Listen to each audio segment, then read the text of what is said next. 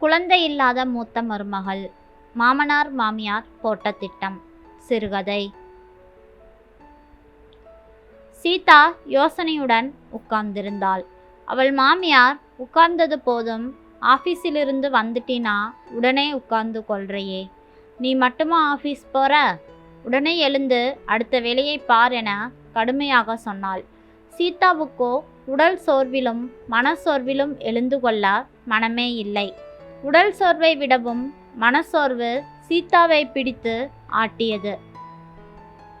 இத்தனை வருடங்கள் இந்த குடும்பத்திற்காக உழைத்தாயிற்று. பெரிதாக புகழ் மாலை சூடாவிட்டாலும் பரவாயில்லை, இழி சொற்கள் பேசாமல் இருந்தால் போதுமே. கணவரோ எல்லாமும் அறிந்தவனே என்றாலும் வாயை திறந்து யாரையும் கண்டிப்பதில்லை.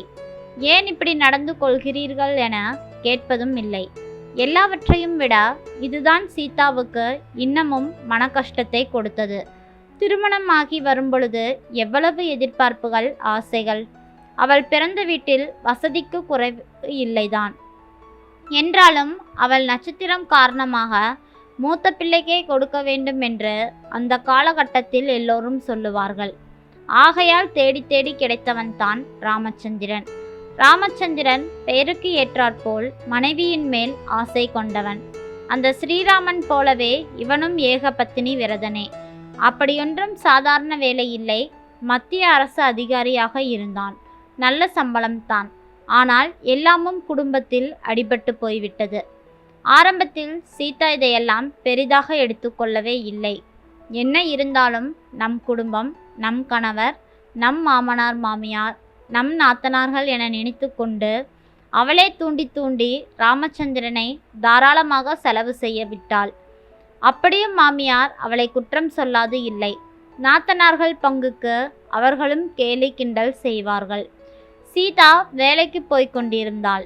ஆனாலும் வீட்டில் எல்லா வேலையையும் முடித்துவிட்டுத்தான் வேலைக்கு போக வேண்டும். நாள் கிழமை என்றாலோ, மாமனார் செய்து வந்த சிராத்தங்களின் போதோ அவள் அலுவலகத்துக்கு விடுமுறை போட்டுவிட்டு மாமியாருடன் கூடமாட ஒத்தாசை செய்ய வேண்டும். லீவு போட முடியவில்லை என்றெல்லாம் சொல்ல முடியாது. இதனால் அவளுக்கு விடுமுறை சேமிப்புகள் என்பதே அவள் வாழ்க்கையில் இல்லாமல் போய்விட்டது. அவளுக்கே ஒரு தலைவலி, ஜுரம் என்று வந்தால் விடுமுறையே கிடைக்காமல் அலுவலகம் போய்த்தான் ஆக வேண்டும். அதோடு இல்லாமல் அவள் மாமனார் செய்யும் சிராத்தத்தின் போதெல்லாம் அவளுக்கு மாதாந்திர விலக்கு வராமல் பார்த்து கொள்ள வேண்டும். அதற்கென மாத விலக்கை தள்ளி போட்டே ஆக வேண்டும். சீதாவின் வீட்டிலோ அவள் ஒரே பெண். ஆகவே அவள் பெற்றோர் சீதாவின் மூலமாக பேரனையோ பேத்தியையோ எதிர்பார்த்தார்கள். ஆனால் இந்த காரணங்களால் மட்டும் இல்லாமல் அவள் மாமியார் நடந்து கொண்ட முறையினாலும் சீதாவின் கர்ப்பம் தள்ளி போய்கொண்டே இருந்தது. கூடியவரை தன் பிள்ளையும் மருமகளும் தனியாக இருக்கும் சந்தர்ப்பங்களை அந்த மாமியார் அம்மாள் தவிர்த்தே விட்டாள். இவங்க பாட்டுக்கு குழந்தை பெற்று கொண்டார்களானால் தான் அதை பார்த்து கொள்ளும் பொறுப்பு வரும்.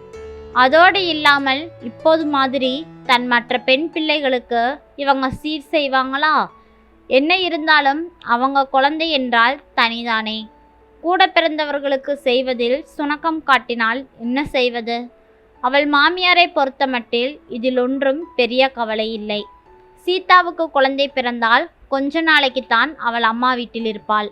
அப்புறம் குழந்தைகளுடன் இங்கே வந்துவிட்டு அலுவலகம் சென்று விடுவாள். தான் அல்லவா அந்த குழந்தையுடன் மல்லு கட்ட வேண்டும். ஆகவே அவளுக்கு குழந்தை பிறந்தால் என்ன, பிறக்காவிட்டால் என்ன, நமக்கு நல்லதுதான் என்றே எண்ணினாள் சீதாவின் மாமியார்.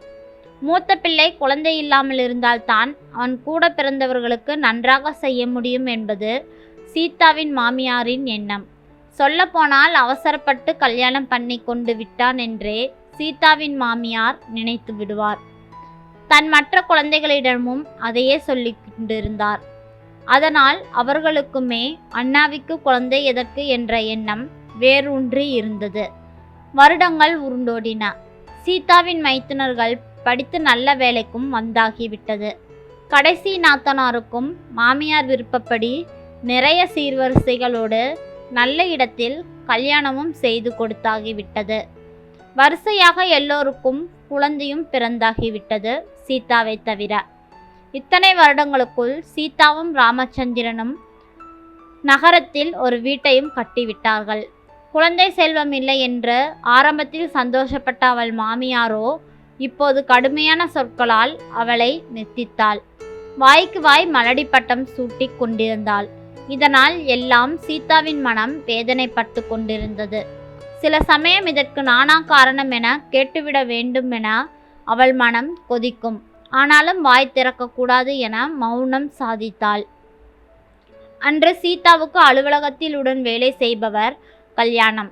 அன்று மாலை திருமண வரவேற்பு.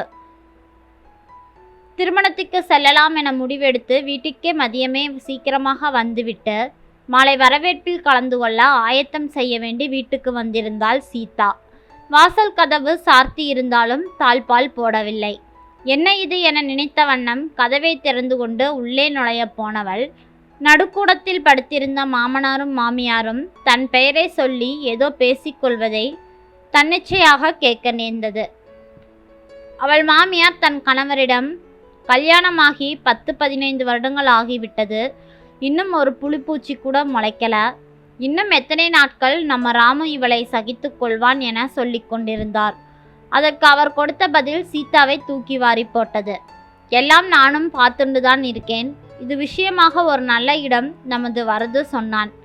அந்த பெண்ணின் ஜாதகம் கூட நம்ம ராமுவோட ஜாதகத்தோடு நல்லாக பொருந்தி வருது. அதெல்லாம் காத்து விட்டேன். பெண்ணையும் கோயிலே காட்டினான். அப்பா மட்டும்தான் இருக்கார், அம்மா இல்லையாமா. அண்ணா மண்ணி கூட இருக்காராமா. என்னமோ கல்யாணம் தட்டி தட்டி போறதேன்னு அவரின் அப்பாவுக்கு வருத்தம். அதான் ஒரே பொண்ணுன்னு கூட பார்க்காம நம்ம ராமுவுக்கு 2ஆம் தரமாக கொடுக்க கூட தயாராக இருப்பதாக சொல்லியிருக்கார். அதெல்லாம் பேசிவிட்டேன். ராமுக்கிட்டே சொல்ல வேண்டியது தான் பாக்கி. இன்னைக்கு நம்ம கோமா ராஜு 2 பேரையும் வர சொல்லி எதிராத்துல இருந்து ஃபோன் பேசி அவ வந்த அப்புறமா அவளை விட்டே பேச சொல்லலாம்னு பார்க்கிறேன் என்றார் மாமனார். கோமா என்பது சீதாவின் கடைசி நாத்தனார். அவள் வச்சதுதான் இந்த வீட்டிலே சட்டம். மாமனாரும் மாமியாரும் தினம் ஒரு முறையாவது அவளை பார்த்து பேசிவிடுவார்கள். அவள் அதற்கேற்றாற்போல் உள்ளூரிலேயே கணவன் வீடும் அவளுக்கு அமைந்து கொண்டிருந்தது. ராஜு என்பது ராமச்சந்திரனின் தம்பி. கடைசி தம்பி வடநாட்டில் வேலை செய்கிறான்.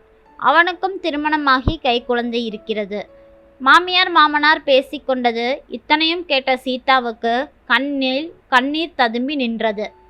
திருமண வரவேற்புக்கு செல்ல வேண்டிய உற்சாகத்துடன் வந்தவள் இப்பொழுது ஏன் போக வேண்டும் என யோசிக்க ஆரம்பித்தாள். மெல்ல கதவை சத்தப்படுத்தி திறந்து கொண்டே உள்ளே சென்றாள். இவளை பார்த்ததும் அவர்களுக்கு அதிர்ச்சி. விக்கித்து போய் நின்றார்கள் 2 பேரும். என்ன அதுக்குள்ள வந்துட்ட என்று மாமியாரின் கேள்விக்கு பதிலளிக்கலாமா என்று யோசித்த சீதாவிடம் அவள் மாமனார், ஆமா, நீ ஏதோ கல்யாணத்துக்கு போகணும்னு சொன்னியாமே, நீ மட்டும்தான் போறியா இல்ல ராமுவும் வரானா என்று கேட்டார். சீதா அதற்கு தான் மட்டும்தான் போவதாய் சொன்னாள். அதுதான் சரி என்றார் மாமனார். பின்னர் தொடர்ந்து, இன்னைக்கு கோமாவும் ராஜுவும் வரா இங்கே. ராமு வீட்டில் இருந்தானா ஒரு முக்கியமான முடிவு எடுக்க வசதியாக இருக்கும் என்று கூறினார் மாமனார். தன்னுடைய விஷயத்தை பத்திதான் என்று நினைத்து கொண்டாள் மனதிற்குள். பின் ஒன்றுமே சொல்லாமல் வீட்டின் ரூமுக்குள்ளே சென்று விட்டாள். பின்னர் சற்று நேரத்தில் மாமியார் கோவிலுக்கு போய்விட்டார். மாமனார் தன் நண்பர்களை சந்திக்க சொல்வதாய் சென்று விட்டார். திருமண வரவேற்புக்கு செல்ல மனமில்லாமல் சீதா மொட்டை மாடிக்கு சென்று அழுது கொண்டு உட்கார்ந்திருந்தாள். சமீபத்தில் கூட மருத்துவ பரிசோதனைக்கு சென்றார்கள் சீதாவும் ராமுவும். அங்கே அவர்கள் சொன்ன தீர்ப்பும் நினைவில் வந்து மோதியது சீதாவுக்கு. அதை பற்றி இருவரும் யாரிடமும் எதுவும் சொல்லவில்லை. சீதாவுக்கும் அதை வெளிப்படையாக சொல்ல இஷ்டமில்லை. அதற்குள்ளாக கீழே கலைபரங்கள் ஆரம்பமாகிவிட்டன. சற்று நேரத்தில் வந்த ராமுவிடம் கோமாவும் ராஜுவும் எதுவும் பேசாமல் தேனொழுக பேசிவிட்டு சென்று விட்டார்கள். மாமனார் மாமியாரும் எதுவும் பேசவில்லை. மாமனார் மாமியாரை பார்த்து கண்ணசைத்து எதுவும் சொல்ல வேண்டாம் என்று சொல்லிவிட்டார் போலும். அதை சீதா கவனித்து கொண்டாள். ராமு தன் அறைக்கு சென்று விட்டான்.